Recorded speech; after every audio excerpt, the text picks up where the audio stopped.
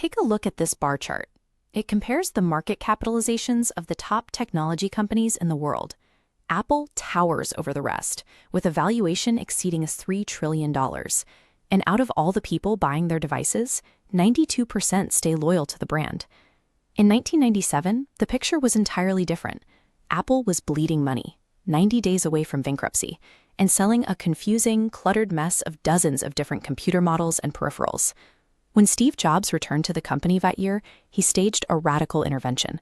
He reviewed the bloated hardware catalog and immediately slashed over 70% of the existing product lines. To force his team to focus, he walked up to a whiteboard and drew a simple 2x2 grid.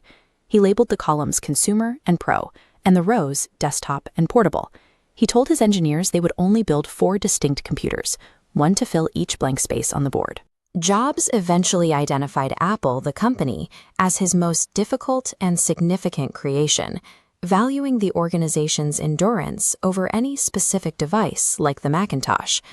Apple survived those early days by adopting a philosophy of intense focus, laying the groundwork for an inescapable closed-loop ecosystem. At the core of this ecosystem is a principle Apple calls end-to-end responsibility.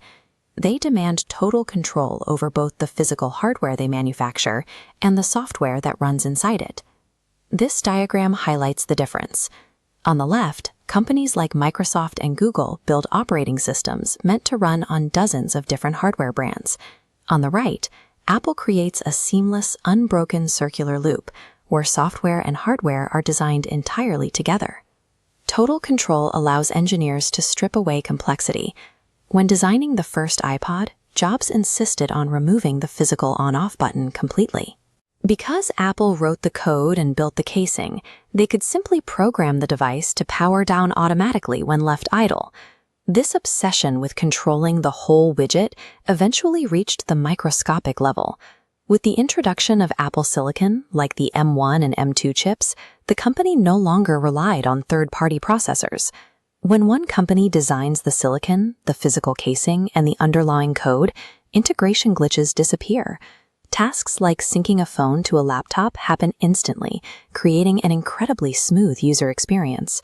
This frictionless environment eventually produces the lock-in effect, where users find competitors' products jarring and inconvenient by comparison. Under CEO Tim Cook, Apple extended this hardware loop to the human body. Wearables like the Apple Watch and AirPods created new, constant physical tethers to the iPhone. To bind all these separate machines together, Cook aggressively expanded Apple's digital services. Subscriptions to iCloud, Apple Music, and the App Store became the invisible glue of the ecosystem. Look at this data visualization. A single user sits at the center, anchored by multiple digital services. In economics, this creates massive switching costs. Leaving the Apple ecosystem means abandoning your curated photo libraries, your purchased apps, and your integrated digital life. Apple even applied this integration strategy to physical space. In 2016, they dropped the word store from all their retail locations.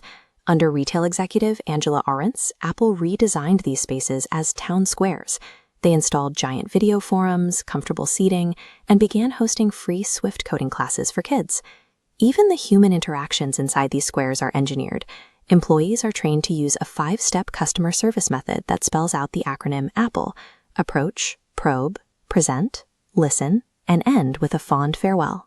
Every purchase in these spaces secures a spot within a curated community, making the physical environment a tangible extension of Apple's digital software. This flowchart models Apple's competitive advantage. By carefully controlling the hardware, the software, the services, and the physical retail experience, Apple built an impenetrable corporate fortress. But every closed digital system relies on a massive, highly complex physical supply chain, and that is where the fortress shows its vulnerabilities. To meet global demand, Apple relies heavily on overseas manufacturing partners like Foxconn. These facilities have faced intense public scrutiny over extreme working conditions, excessive overtime, and labor rights violations. Producing billions of devices also requires a vast amount of rare earth metals and generates massive volumes of electronic waste when older models are discarded. In response, the company launched Apple 2030, an aggressive environmental initiative to achieve carbon neutrality and zero waste. They are attempting to apply their principle of end-to-end responsibility to the planet itself. Apple's final product is an obsessively engineered, frictionless reality that consumers willingly choose never to unplug from.